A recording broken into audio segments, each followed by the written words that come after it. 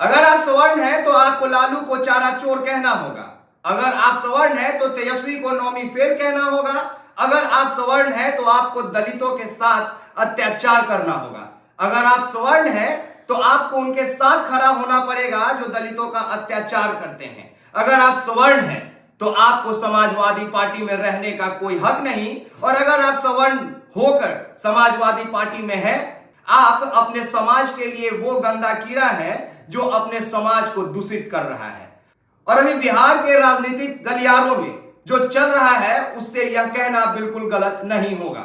हुआ क्या है यह सबको पता है। 21 सितंबर को जब मनोज झा राज्यसभा में महिला बिल पे बात कर रहे थे, यानी बहस कर रहे थे, तब उन्होंने प्रकाश वाल्मीकि का एक कविता ठाकुर का कुआं पढ़ दिया, और 3 दिन बाद उसका मिर्ची लगा चेतन आनंद को, जो कि शिवहर के विधायक हैं, आनंद मोहन के बेटा हैं।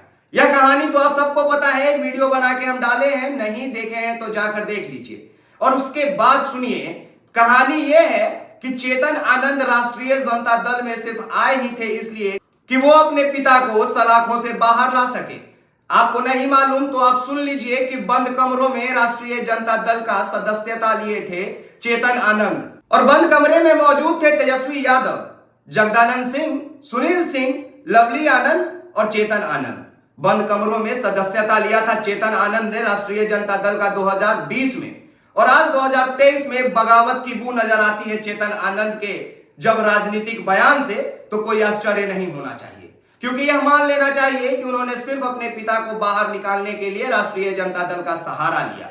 और यह मान के चलिए कि 1 महीने के भीतर आनंद मोहन, चेतन आनंद, लवली आनंद भारतीय जनता पार्टी में या तो शामिल हो जाएंगे, या फिर जैसे लालू प्रसाद यादव से जातीय जनगणना के वक्त लड़ाई करके, मंडल कमीशन के वक्त लड़ाई करके अपना एक पार्टी बनाया था, वैसे ही एक पार्टी बनाकर यह चुनाव लड़ेंगे, लेकिन यह राष्ट्रीय जनता दल से बगावत जरूर करेंगे।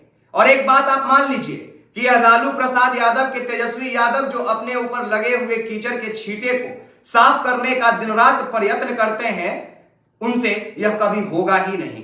जानते हैं वो क्या है?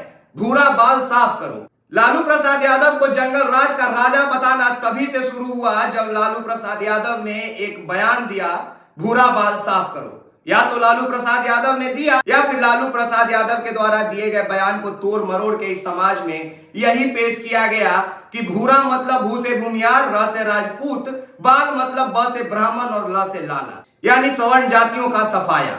और तभी से लालू प्रसाद यादव जंगल राज का राजा बन गए, और तेजस्वी यादव के ऊपर जो ये कीचड़ का छींटा पड़ा उसको यह साफ करते नजर आते हैं। तभी तो यह कभी ब्राह्मण भूमियार एकता मंच के अध्यक्ष आशुतोष कुमार के साथ गांधी मैदान के पास बापू सभागार में मंच पे नजर आते हैं, तो कभी आनंद मोहन को सलाखों से बाहर निकलवाकर राजपूत समाज में यह दिखाने का प्रयत्न करते हैं कि वह राजपूत और सवर्णों के भी उतने ही प्रिय हैं। या फिर यह कहिए कि चेतन आनंद जो 2020 में ही सदस्यता लेते हैं राष्ट्रीय जनता दल का, जिनके पिता लालू प्रसाद यादव के साथ गद्दारी कर एक पार्टी बनाते हैं, जब उनका बेटा 2020 में सदस्यता लेता है, उसके बाद उनको टिकट भी मिल जाता है, वो विधायक भी बन जाते हैं।